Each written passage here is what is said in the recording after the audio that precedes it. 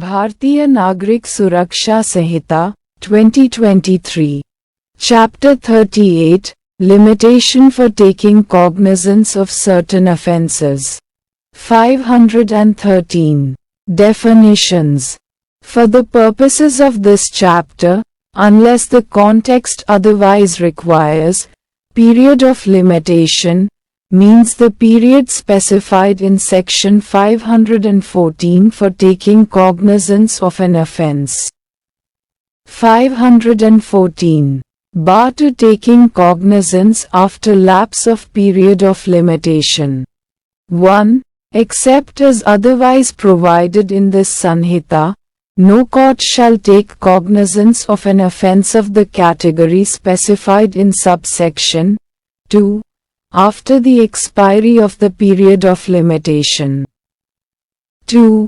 The period of limitation shall be a. 6 months, if the offence is punishable with fine only.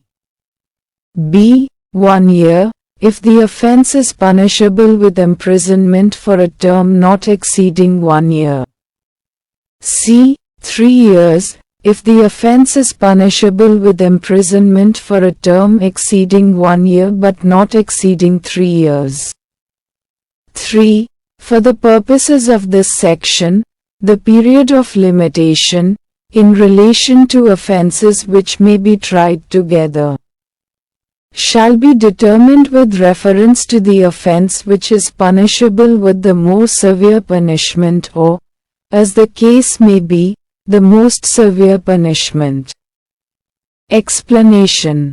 For the purpose of computing the period of limitation, the relevant date shall be the date of filing complaint under section 223 or the date of recording of information under section 173. 515. Commencement of period of limitation. 1. The period of limitation, in relation to an offender, shall commence a. On the date of the offence, or b. Where the commission of the offence was not known to the person aggrieved by the offence or to any police officer. The first day on which such offence comes to the knowledge of such person or to any police officer, whichever is earlier, or c. Where it is not known by whom the offence was committed. The first day on which the identity of the offender is known to the person aggrieved by the offence or to the police officer making investigation into the offence, whichever is earlier. 2. In computing the said period, the day from which such period is to be computed shall be excluded. 516. Exclusion of time in certain cases.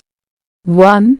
In computing the period of limitation, the time during which any person has been prosecuting with due diligence another prosecution, whether in a court of first instance or in a court of appeal or revision, against the offender, shall be excluded. Provided that no such exclusion shall be made unless the prosecution relates to the same facts and is prosecuted in good faith in a court which from defect of jurisdiction or other cause of a like nature, is unable to entertain it. 2. Where the institution of the prosecution in respect of an offence has been stayed by an injunction or order, then, in computing the period of limitation, the period of the continuance of the injunction or order, the day on which it was issued or made, and the day on which it was withdrawn, shall be excluded. 3. Where notice of prosecution for an offence has been given, or where, under any law for the time being in force, the previous consent or sanction of the government or any other authority is required for the institution of any prosecution for an offence, then, in computing the period of limitation, the period of such notice or, as the case may be, the time required for obtaining such consent or sanction shall be excluded. Explanation. In computing the time required for obtaining the consent or sanction of the government or any other authority, the date on which the application was made for obtaining the consent or sanction and the date of receipt of the order of the government or other authority shall both be excluded. 4.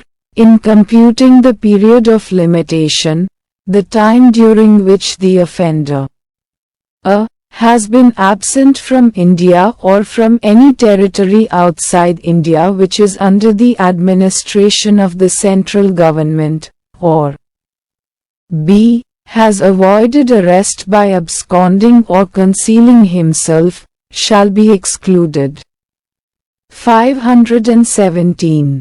Exclusion of date on which court is closed. Where the period of limitation expires on a day when the court is closed, the court may take cognizance on the day on which the court reopens. Explanation.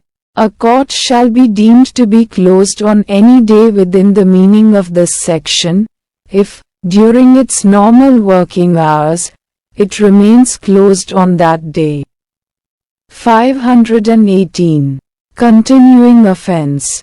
In the case of a continuing offense, a fresh period of limitation shall begin to run at every moment of the time during which the offense continues.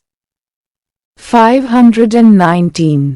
Extension of period of limitation in certain cases. Notwithstanding anything contained in the foregoing provisions of this chapter, any court may take cognizance of an offense after the expiry of the period of limitation, if it is satisfied on the facts and in the circumstances of the case that the delay has been properly explained or that it is necessary so to do in the interests of justice.